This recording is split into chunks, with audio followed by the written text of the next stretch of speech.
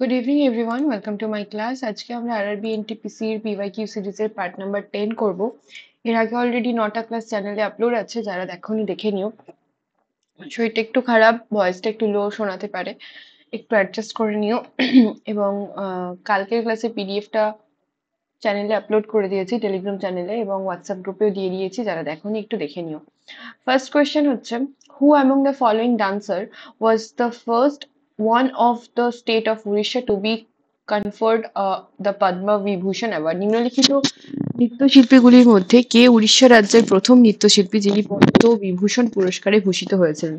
কেলুচরণ মহাপাত্র, গুরু বিপিন সিং, উদয় শঙ্কর নাকি পণ্ডিত বিরজু মহারাজ? সঠিক উত্তর হচ্ছে এখানে কেলুচরণ মহাপাত্র। কেলুচরণ মহাপাত্রর নাম ওড়িশি ডান্সের সাথে যুক্ত। এনাকে ফাদার অফ ওডিসি বলা হয়। ওডিসি হচ্ছে ক্লাসিক্যাল ডান্স অফ ওড়িশার ক্লাসিক্যাল ডান্স আমরা পড়েছি। এবং এর সাথে সাথে মহাপাত্র সারনেম যাদেরই থাকবে তাদের নাম কিন্তু ওড়িশি ডান্সের সাথে সম্পর্কিত। যেমন হচ্ছে সংযুক্তা মহাপাত্র, তার নামও কিন্তু ওড়িশি ডান্স ফর্মের সাথে যুক্ত। এবং এছাড়া মোহান্তি সারনেম যাদের থাকবে, মোহান্তি মোহান্তি যেমন হচ্ছে তোমার লীলা মহান্তি, নিহারিকা মহান্তি, এরাও কিন্তু ওডিসি ডান্স ফর্মের সাথে যুক্ত। ওডিসি ডান্স ফর্মটা সিম্বলাইজ করে ওয়াটার এলিমেন্টকে। আমরা পড়েছিলাম যে 5টা এলিমেন্ট রয়েছে, যে 5টা এলিমেন্টের ওপর বেস করে ক্লাসিক্যাল ডান্স ফর্মগুলো হয়। 5টা এলিমেন্ট কি কি? ফায়ার, আর্থ, এয়ার, ওয়াটার আর স্কাই। যার মধ্যে যে ওডিসি ডান্স ফর্মটা রয়েছে সেটা ওয়াটারকে সিম্বলাইজ করে। এবং ওডিসি ডান্স ফর্মের সঙ্গে যুক্ত আরো কিছু জনের নাম যদি তোমরা দেখো, তাহলে হচ্ছে তোমার কেলুচরণ মহাপাত্র, সংযুক্তা মহাপাত্র তো বলেই দিলাম। এছাড়া হচ্ছে সাগুন ভুটানি,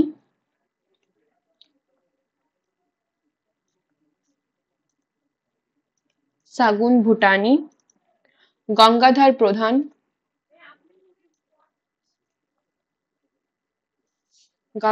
প্রধান, এনাদের নামও তোমরা একটুখানি খেয়াল রাখবে। উদয় শঙ্করকে কি বলা হয়? Father of modern dance form. এবং পণ্ডিত বিরজু মহারাজের নাম যুক্ত হচ্ছে কত্থকের সাথে। Next question number 2. Wearing away the landscape by different agent like water, wind, ice called. জল, বাতাস এবং বরফের মতো বিভিন্ন উপাদান দ্বারা ভূপৃষ্ঠ নষ্ট হওয়াকে কি বলা হয়? মেটামরফোসিস, ওয়েদারিং, সেডিমেন্টেশন নাকি ইরোশন? মেটামরফোসিস হচ্ছে যখন প্রেসার, টেম্পারেচারের চেঞ্জ হয়, ঠিক আছে? কোনো রকের মধ্যে, কোনো শিলার মধ্যে যখন প্রেসার এবং টেম্পারেচারের চেঞ্জ হয় তখন সেই প্রসেসটাকে আমরা মেটামরফোসিস বলছি। যেমন আগ্নেয় শিলার উপর যদি প্রেসার এবং টেম্পারেচারের চেঞ্জ হয় তাহলে সেটা রূপান্তরিত শিলাতে পরিণত হয়, যেটাকে আমরা যে প্রসেসটাকে আমরা মেটামরফোসিস বলছি, এবং শিলাটাকে আমরা মেটামরফিক রক বলছি। ওয়েদারিং, সেডিমেন্টেশন কি? সেডিমেন্টেশন হচ্ছে তোমার পলি জমে তার উপর চাপ সৃষ্টি হয়ে সেটা যখন শিলাতে পরিণত হচ্ছে সেই প্রসেসটাকে সেডিমেন্টেশন বলছি। এবং বিভিন্ন এজেন্টের মাধ্যমে যখন ভূপৃষ্ঠ নষ্ট হচ্ছে সেটাকে আমরা ইরোশন বলছি। অপশন ডি হচ্ছে এখানে সঠিক উত্তর। এখানে খেয়াল করে দেখো, এটা হচ্ছে রক সাইকেল। প্রথমে লাভা বা ম্যাগমা উৎপন্ন হচ্ছে, সেটা যখন কুল হচ্ছে সেটা ইগনিয়াস রক তৈরি করছে বা আগ্নেয় শিলা তৈরি করছে। আগ্নেয় শিলার উপর ইরোশন এবং ওয়েদারিং এর ফলে সেডিমেন্ট তৈরি হচ্ছে, এবং সেই সেডিমেন্ট গুলো সেডিমেন্টেশন হওয়ার পরে বা কম্প্যাকশন হওয়ার পরে সেডিমেন্টেশন রক তৈরি হচ্ছে। সেটাতে আবার হিট এবং প্রেসার, টেম্পারেচার এবং প্রেসারের যখন চেঞ্জ হচ্ছে সেটা মেটামরফিক রক তৈরি করছে। এবং মেটামরফিক রক আরো কোথা থেকে তৈরি হয়? আগ্নেয় শিলার মধ্যে যখন হিট এবং প্রেসারের চেঞ্জ হচ্ছে সেটাও কিন্তু মেটামরফিক রক তৈরি করছে। এবং মেটামরফিক রকের মধ্যে যদি ইরোশন এবং ওয়েদারিং হয় তাহলে সেটা আবার সেডিমেন্ট তৈরি করছে। তাহলে সেডিমেন্ট তৈরি হওয়ার জন্য ইরোশন বা ওয়েদারিং কাজ করছে, যেটা হচ্ছে একটা শিলার উপর আস্তে আস্তে কাজ করে সেটাকে বিভিন্ন চূর্ণ বিচূর্ণ করে সেডিমেন্ট তৈরি করছে, এবং সেই সেডিমেন্টটা আবার সেডিমেন্টেশন হওয়ার ফলে বা সিমেন্টেশন হওয়ার ফলে সেডিমেন্টারি রক তৈরি করছে। এটা হচ্ছে পাললিক শিলা, এটা আগ্নেয় শিলা, এটা হচ্ছে রূপান্তরিত শিলা। Next question number 3. The term backstick is used for which of the following games or sports? Backstick কথাটি কোন খেলার সাথে যুক্ত? ব্যাডমিন্টন, বাস্কেটবল, হকি নাকি ভলিবল? ব্যাকস্টিক কথাটা যুক্ত হচ্ছে অপশন সি হকির সাথে, ঠিক আছে, হকির সাথে ব্যাকস্টিক কথাটা যুক্ত। এই টার্মগুলো একটুখানি খেয়াল রাখবে। Next question, question number 4. The term parliament refers to national legislature, রাজ্য সভা, state legislature নাকি লোকসভা? পার্লামেন্ট কোন টার্মটাকে রেফার করে? ন্যাশনাল লেজিসলেচার নাকি রাজ্যসভা, স্টেট লেজিসলেচার নাকি লোকসভা? পার্লামেন্ট রেফার করে ন্যাশনাল লেজিসলেচার, যার মধ্যে তিনটে কম্পোনেন্ট থাকে, একটা হচ্ছে প্রেসিডেন্ট, একটা হচ্ছে লোকসভা, একটা হচ্ছে রাজ্যসভা। প্রেসিডেন্ট কিন্তু ইন্টিগ্রাল পার্ট অফ পার্লামেন্ট, কারণ কোনো বিল প্রেসিডেন্টের সাইন ছাড়া সেটা ল হবে না। রাজ্যসভা বা লোকসভা থেকে পাস হওয়া কোনো বিল প্রেসিডেন্টের কাছে যাবে, প্রেসিডেন্ট যদি সেটাতে মানে সাইন করে তাহলে সেটা ল হয়ে যাবে। প্রেসিডেন্ট কি তার সেটাতে সাইন না করে রাজ্যসভা বা লোকসভার পাস করা বিল খারিজ করে দিতে পারে? যদি কোয়েশ্চেন হয় এটা, তাহলে উত্তর হচ্ছে টেকনিক্যালি পারে না। তিনি একবার রেকমেন্ডেশনের জন্য পাঠাতে পারে পার্লামেন্টে, কিন্তু পার্লামেন্ট যদি সেকেন্ড টাইম সেই বিলটাকে পাস করিয়ে উইদাউট এনি চেঞ্জেস অর কোনো চেঞ্জেস করলো বা করলো না, সেটা ডাজন্ট ম্যাটার, যদি আবার সেই বিলটা পাস হয়ে যায় পার্লামেন্টে, তাহলে সেটা আবার প্রেসিডেন্টের কাছে যাবে এবং প্রেসিডেন্ট তখন বাধ্য থাকবে সেটা সাইন করে দিতে। ঠিক আছে, গভর্নরের ক্ষেত্রে কিন্তু এটা হয় না। গভর্নর কিন্তু ওটাকে মানে পকেট ভিটো করে রাখতে পারে, প্রেসিডেন্টও পারে কিন্তু একটা সার্টেন টাইম পর্যন্ত। রিসেন্টলি সুপ্রিম কোর্টের একটা কেস হয়েছে দেখবে, যেখানে তেলেঙ্গানার গভর্নরের অনেকগুলো বিল তিনি আটকে রেখেছিলেন, সেটা সুপ্রিম কোর্ট কোর্টে অ্যাপিল করার পর সেটা সুপ্রিম কোর্ট কিন্তু সবকটা বিল পাস করিয়ে দিয়েছে। ঠিক আছে, একটুখানি কেসটা একবার দেখে নিই। Next question, question number 5. The unit of acceleration is, ত্বরণের এসআই একক হলো metre per second, metre square per second, metre per second square, metre square per second square. Acceleration বা ত্বরণ বলতে আমরা কি বুঝি? যে বেগ পরিবর্তনের হার, বেগ পরিবর্তনের হার ডিভাইডেড বাই সময়। এবং বেগ পরিবর্তনের হার যেটা, সেটার ইউনিট কি হবে? মিটার পার সেকেন্ড, এবং সময়ের ইউনিট সেকেন্ড। তাহলে অ্যাক্সেলারেশনের ইউনিট হচ্ছে মিটার বাই সেকেন্ড স্কোয়ার। অ্যাক্সেলারেশনের ইউনিটে দুবার সেকেন্ড আসে কেন না? একবার বেগ পরিবর্তনের হার বোঝাতে এবং একবার সময় বোঝাতে। Next question, question number 6. Distance covered by object is dash to time. বস্তু দ্বারা অতিক্রান্ত দূরত্ব ড্যাশ সময়ের সমান। Double proportional, equal proportional, inversely proportional নাকি ডিরেক্টলি প্রপোর্শনাল? তো distance cover by any object, একটা অবজেক্ট কতটা ডিস্টেন্স কভার করছে সেটা টাইমের সাথে কি হবে, কিরকম প্রপোর্শনাল সম্পর্ক হবে? অপশন ডি হচ্ছে সঠিক উত্তর, ডিরেক্টলি প্রপোর্শনাল হবে, কারণ আমরা জানি speed equals to distance by time, তাই তো? তাই টাইম আর ডিস্টেন্সের মধ্যে যদি সম্পর্ক দেখি, তাহলে time equals to distance by speed. Speed যদি কনস্ট্যান্ট হয়, তাহলে টাইম বাড়ালে আমরা ডিস্টেন্সও বেশি কভার করতে পারবো, তাহলে ডিরেক্টলি প্রপোর্শনাল সম্পর্ক। Next question, question number 7. Fundamental duties have been added in the Constitution by 44th Amendment Act 1976 is in accordance with the fundamental duties, আমি রাইট পড়লাম, রেকমেন্ডেশন অফ ফান্ডামেন্টাল ডিউটিস কোন কমিটির রেকমেন্ডেশনে add করা হয়েছিল?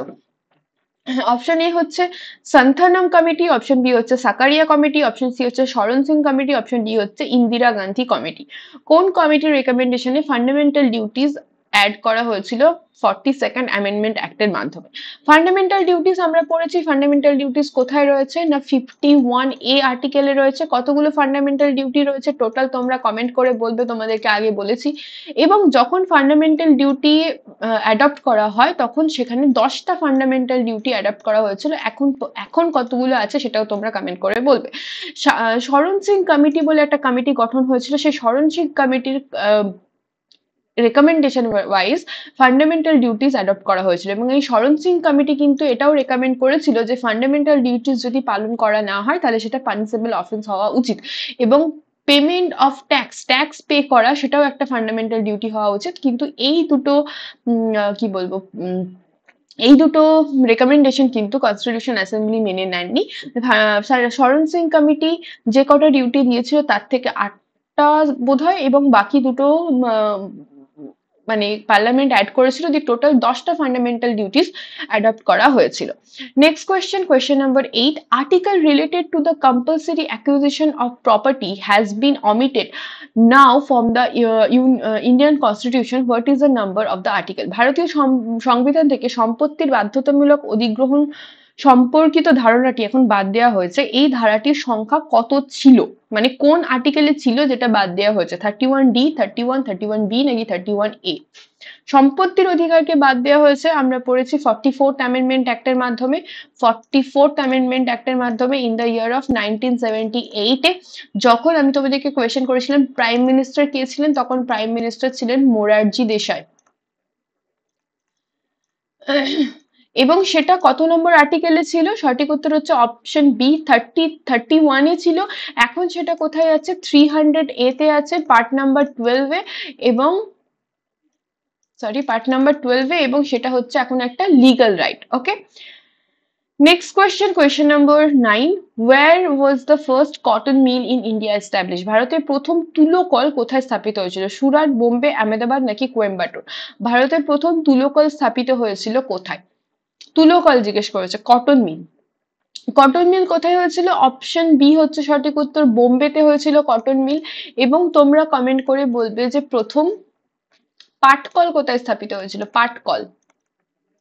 পাটকল কোথায় স্থাপিত হয়েছিল? Next question number 10, which of the following two dates does the equinox fall? নিম্নলিখিত দুটি তিথির মধ্যে কোনটি বিষুব তিথিতে পড়ে? 21st June, 23rd September, 21st March, 21st June, 21st March, 23rd September, 23rd September, 22nd December. কোন দুটো তারিখ ইকুইনক্স বা বিষুবতে পড়ে? মানে কোন দুটো তারিখে বিষুব রেখার ওপর সূর্য লম্বভাবে কিরণ দেয়? সঠিক উত্তর হচ্ছে অপশন সি, 21শে মার্চ এবং 23rd সেপ্টেম্বর। এই দুটো তারিখে গোটা পৃথিবীতে দিন ও রাত্রির অনুপাত সমান হয়। আমরা যদি একটুখানি খেয়াল করে দেখি, এখানে সান রয়েছে, পৃথিবী এরকম ভাবে ঘুরছে সূর্যের চারিদিকে। এই যে টিল্টেড অ্যাঙ্গেল, এই টিল্টেড অ্যাঙ্গেল হচ্ছে 23.5 ডিগ্রি।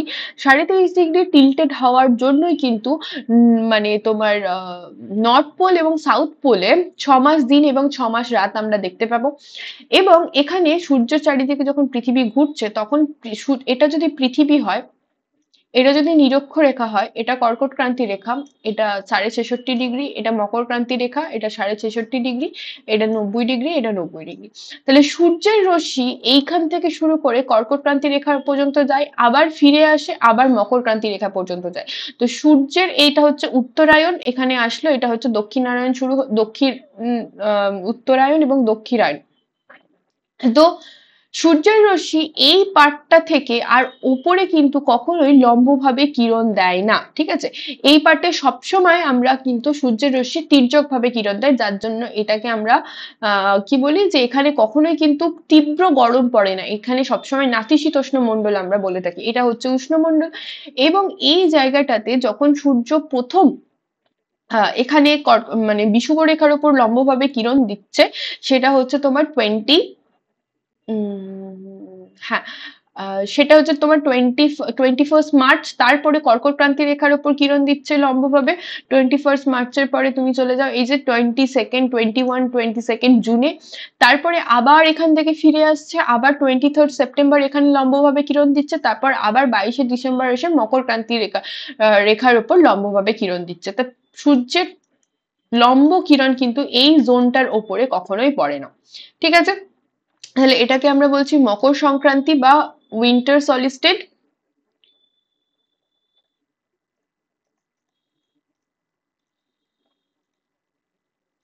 আর এটাকে আমরা বলছি কর্কট সংক্রান্তি।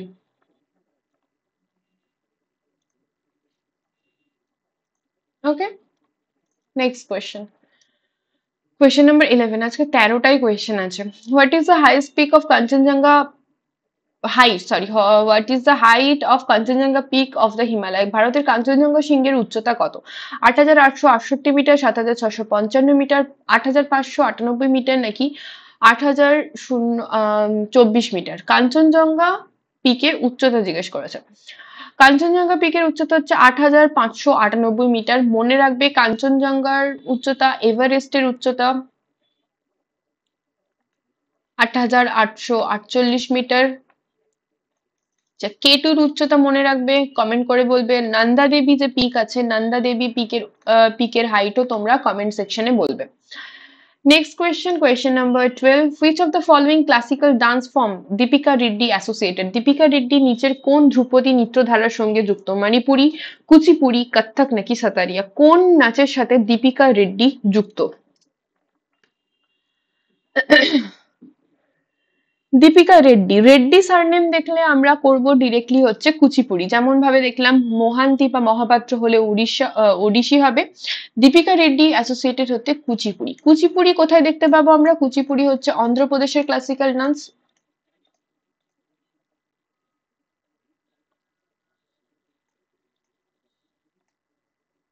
এবং এখানে কোন এলিমেন্টটাকে সিম্বলাইজ করা হয়? সিম্বলাইজ এলিমেন্ট আর্থ, আর্থকে সিম্বলাইজ করা হয়।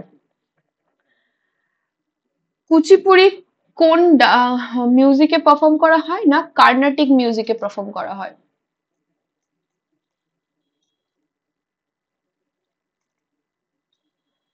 আর কি কুচিপুড়ির মধ্যে তোমার যে এক্সপোনেন্ট গুলো রয়েছে সেগুলো তো আমরা পড়বই, সরি। তাছাড়া একটা জিনিস খেয়াল রাখবে, কর্ণাটকে আর একটা তোমার ডান্স ফর্ম দেখা যায়, ডান্স বা ফোক ডান্স বলতে পারি, যেটা হচ্ছে যক্ষ গান বা ইয়ক্ষ গান। এই ইয়ক্ষ গান থেকে কিন্তু কুচিপুড়িকে আমরা ট্রেস ব্যাক করতে পারি, ঠিক আছে? ইয়ক্ষ গানা থেকে আমরা কুচিপুড়িকে ট্রেস ব্যাক করতে পারি। ওকে,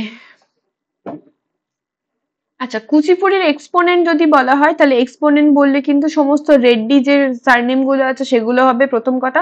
আর একটা ইম্পর্টেন্ট নাম খেয়াল রাখবে, ইয়ামিনী কৃষ্ণমূর্তি। ইয়ামিনী কৃষ্ণমূর্তি, এনার নাম আমরা আরো একটা ডান্স ফর্মের সাথে যুক্ত করেছিলাম, বলো তো কোন ডান্স ফর্মের সাথে? ইয়ামিনী কৃষ্ণমূর্তি, এনার নাম আমরা ভারতনাট্যমেও পড়েছিলাম, ঠিক আছে? ভারতনাট্যমেও পড়েছিলাম।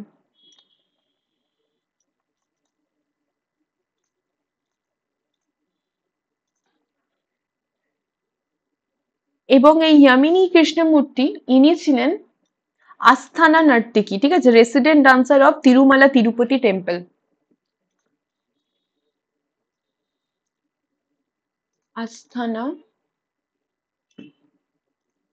নর্তকী, যেটা হচ্ছে resident dancer of Tirumala Tirupati temple. Okay, ইনি পদ্মবিভূষণ, পদ্মভূষণ এবং পদ্মশ্রী তিনটে অ্যাওয়ার্ডই পেয়েছেন এবং সঙ্গীত নাটক একাডেমিও পেয়েছেন। আমি ইয়ার গুলো লিখে দিচ্ছি, এগুলো থেকে কোয়েশ্চেন আসে, তাই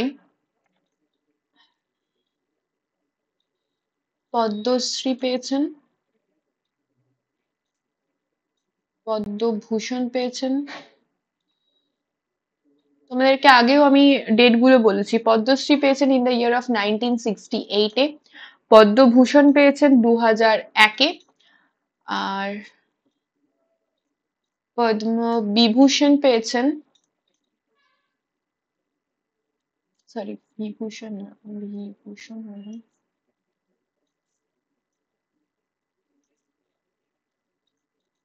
বিভূষণ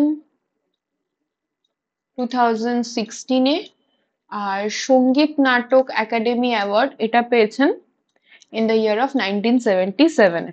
ওকে, খেয়াল রাখবে। আচ্ছা, এছাড়া হচ্ছে মাল্লিকা সারাভাইয়ের নাম, যেটা হচ্ছে তোমার ভারতনাট্যমের সাথে যুক্ত, সেটাও কিন্তু কুচিপুড়ির সঙ্গে যুক্ত, মাল্লিকা সারাভাই।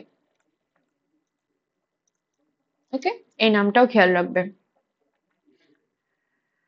আচ্ছা, ইনিশিয়ালি এই যে কুচিপুড়ি ডান্সটা, সেই ডান্সটা হচ্ছে ব্রাহ্মণ ছেলেরা পারফর্ম করতো, ঠিক আছে? ইনিশিয়ালি এরা ব্রাহ্মণ ছেলেরা পারফর্ম করতো এবং এরপরে সেটা লোক মানে ফিমেলরাও পারফর্ম করতে শুরু করে।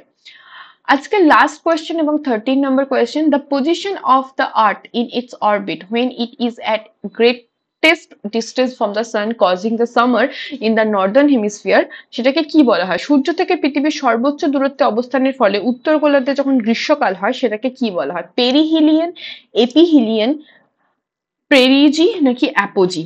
কি বলা হয় যখন পৃথিবী সূর্য থেকে সব থেকে দূরে অবস্থান করে? আমরা জানি যে পৃথিবী এবং সূর্যের যে মানে পৃথিবীর যে কক্ষপথ, সূর্য চারিদিকে পৃথিবীর যে কক্ষপথে ঘুরছে সেটা হচ্ছে ইলিপ্টিক্যাল ইন শেপ, এবং ইলিপ্টিক্যাল শেপ থাকার জন্য, ইলিপ্টিক্যাল মানে উপবৃত্তাকার, ইলিপ্টিক্যাল শেপ থাকার জন্য এর দুটো ফোকাস আমরা দেখতে পাই।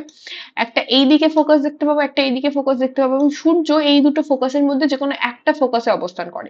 যখন একটা ফোকাসে অবস্থান করছে তার মানে এখানে যদি এখানটায় যদি সূর্যের অ্যাকচুয়াল পজিশন হয়, তাহলে যখন পৃথিবী এখানে অবস্থান করছে তখন সেটা কম ডিস্টেন্স, যখন এইদিকে অবস্থান করছে তখন সেটা বেশি ডিস্টেন্স, যেটাকে আমরা অপসূর এবং অনুসূর বলে থাকি বাংলাতে, যেটাকে ইংলিশে পেরিহিলিয়ন এবং এপিহিলিয়ন বলা হয়।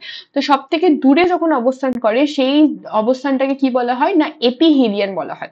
সেরকম ভাবে এই পেরিজি এবং অ্যাপোজি এটা হচ্ছে চাঁদের ক্ষেত্রে দেখতে পাবো। আমরা এটার ছবিটা অ্যাড করা আছে, দেখো। এটা হচ্ছে সান, এখানে যখন পৃথিবী অবস্থান করছে সেটা হচ্ছে পেরিহেলিয়ন, যেটা হচ্ছে 3rd জানুয়ারি, আর এপিহেলিয়ন হচ্ছে 3rd জুলাই। এবং এইখানটা আমরা পড়েছিলাম তোমার লাইন অফ সলিস্টেড এবং লাইন অফ ইকুইনক্স। সলিস্টেড মানে হচ্ছে যেটা আমরা পড়লাম মকর সংক্রান্তি এবং কর্কট সংক্রান্তি। ইকুইনক্স হচ্ছে যেখানে সমান সমান দিন রাত্রি হচ্ছে, যেখানে তোমার মহাবিষুব এবং জলবিষুব, তাই তো?